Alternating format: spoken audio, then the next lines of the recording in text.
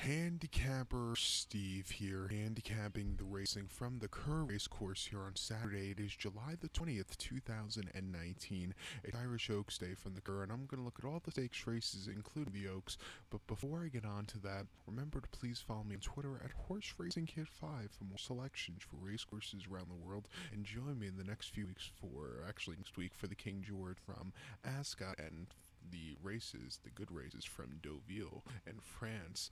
Some good Group 1 racing there in the next few weeks, so join me here on YouTube for that. But today's card from the Curragh is very nice. You have the Oaks, which is also a good race, and then you have these undercard races, which I think you can make some money with. So let's look at them. We're going to look at races 4, 5, and 6. So the 4 o'clock, the 4:35, and the feature 5:10. Let's get on to it. Today's fourth race, the 4 o'clock, it is the Group 3 Jebel Ali Racecourse and Stables Anglesey Stakes. It's a Group 3 race going for a purse $75,000. Races for 2-year-olds only. 7 horses are going 1,200 meters, 6 furlongs on the turf course. My top selection, I'm going to take the 1 horse Mount Fuji. I'm going to go 162 the Tri-Cash Trifecta. 162 Tri-Cash Trifecta. Top selection, 1 horse Mount Fuji. 2-year-old by Dark Angel. Donica O'Brien gets leg up for the Coolmore Group and Aidan O'Brien. Horses most recent now came 20th of June. That came at Royal Ascot. 5 furlongs in the Group 2 Norfolk Stakes, and the horses did not have a run that day. Finished 11th by 6-1 quarter lengths. The ground was quite soft, and I just don't think he handled the soft going. He never quickened up. Wasn't the day to win. He's going to come back to a little bit of a drier going today, which I think he'll handle a lot better. And I think he'll improve a lot more. Before that, he ran on the 22nd of May at Cork. Very firm ground. 5 furlongs in a maiden race for 2-year-olds, and he won by half length. That 5-1 is a bit of an outsider. He quickened up nicely, and he ran a very good race. Coolmore and Aidan O'Brien also have the 2-horse Pista Leto was a good horse here, but I just think in these races I've noticed Ryan Moore has a tendency, in my eyes, he usually goes for the horse he thinks is going to win, and they think the best horse. Well, I don't always agree with that, and I think it's Mount Fuji. Like I said, his main run was very good. You could throw out that Royal Ascot race where he ran on soft ground. I think back to firm ground here today with pedigree, going 6 furlongs. I think he's going to really run a big race. That Pistoletto, his pedigree says dirt through and through. He's a horse I would bet in the Race Cup Juvenile at Santa Anita in the fall, but not here. But I'll take Mount Fuji here at 8-1. So to recap my selections for the 4 o'clock from the Curragh Group 3 Anglesey Stakes, let's take the 1 horse Mount Fuji and we'll go 162 in the Tri-Cash Trifecta.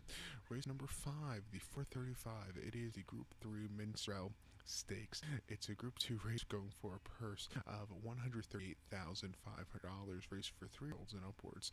Field of 10 horses go 1,400 meters, 7 furlongs on the turf course. My top selection, let's take the 5-horse Romanized. I'm going to go 5-2-4 in the Tri-Cash Trifecta.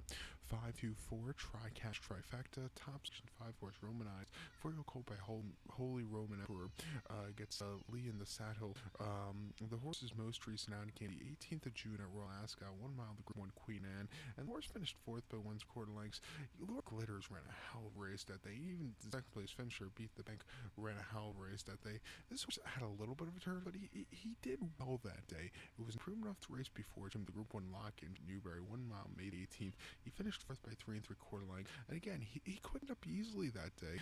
He finished 4th. It was a good race. He's been improving with every single race this year. And then the Group 3 Gladys at Nace, 7 furlongs April 13th. He finished 5th by 1.5 lengths. He just couldn't get into it first off the break. He probably needed the race. And then before then, the Q2 Cup at Royal Ascot, 1 mile on the 20th of October. The horse finished 9th by 12 lengths on very, very wet ground. He just had nothing that afternoon.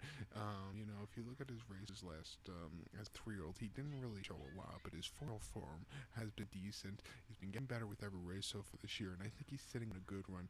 At 2-1, I'll take him. At crab price, so we'll have to hit the Tri-Cast to make some extra money with this race.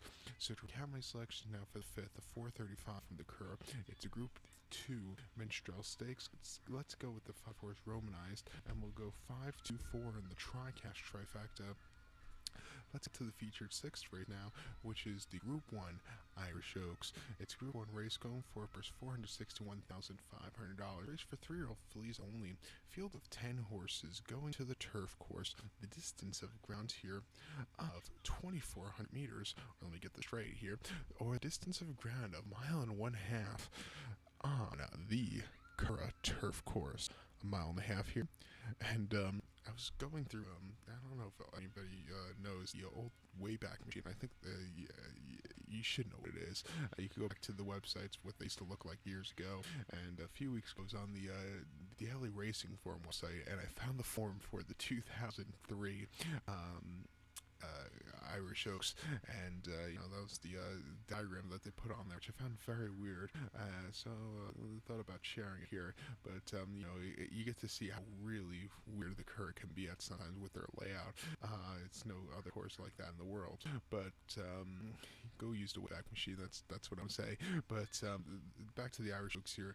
Great race here, and I think you can make some money here. I'm gonna take the 2-horse Fleet as a top selection. I'm gonna go 2-4-9 in the Tri-Cash Trifecta. 2-4-9 Tri-Cash Trifecta. Top selection 2-horse Fleeting. The Straw Filly by Zoffany. Danica O'Brien gets to go for Coolmore and Ann O'Brien. The horse's most recent outing came 20th of June. That came at Royal Ascot. Mile and a half, the Group 2 Ribblesdale Stakes, and the horse finished second by 1/2 lengths behind Starcatcher. She just couldn't get in front of Starcatcher that afternoon, but she ran a good second place finish. Before that, the Group 1 Investic Oaks at Epsom, mile and a half, made 31st. The horse finished there by 1/2 lengths. She was drawn too wide, but she ran a good race, closed up well that afternoon. Did back her that half and made a little bit of money with her with the place. And then the Group 1000 Guineas and Newmarket. She's not a miler, and first up break, it wasn't to her liking. She finished 15th by 11 lengths, and she just never was into it.